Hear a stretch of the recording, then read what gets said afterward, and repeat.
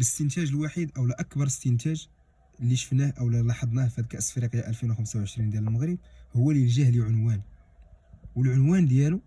هو بعض الجزائريين، ما غاديش نقولوا كل شيء وانما البعض،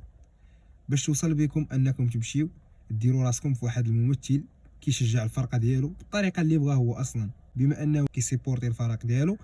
او لا المنتخب ديال البلاد ديالو، يقدر يشجعو باي طريقه بغا، يدير راسو تمثال او لا اصلا داك التمثال اللي هو تيستعن به وتيتشبه به راه عليه فضل كبير عليكم نتوما كجزائريين. هذاك واحد المناضل كبير كان في الكونغو في ايامات الاستعمار، هو بيده ساهم في الاستقلال ديال البلاد ديالكم اللي هي الجزائر، ولكن بما انكم ناكرين الجميل وفايتين درتوها حتى للمغرب، حيت المغرب بيدو ليه فضل كبير على الاستقلال ديالكم، كتنكروا الجميل ما عندنا ما نديروا. هادو هما الجزائريين. وخير دليل، وعلاش تنقول لكم الجهل ابار هادشي هذا، خير مثال هاد البوال ديالكم هذا اللي ما لقى فين يتبول، حاشاك مشى بال في وسط بنادم تيشوف فيه وعارف ان كاميرا في اي لحظه تقدر تزومي عليه وهكاك بال. شنو غادي تقول؟ واش هذا انسان او لا حاشا لله واش تقول عليه انسان؟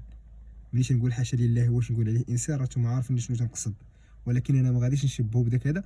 انما راكم عارفين الحيوان،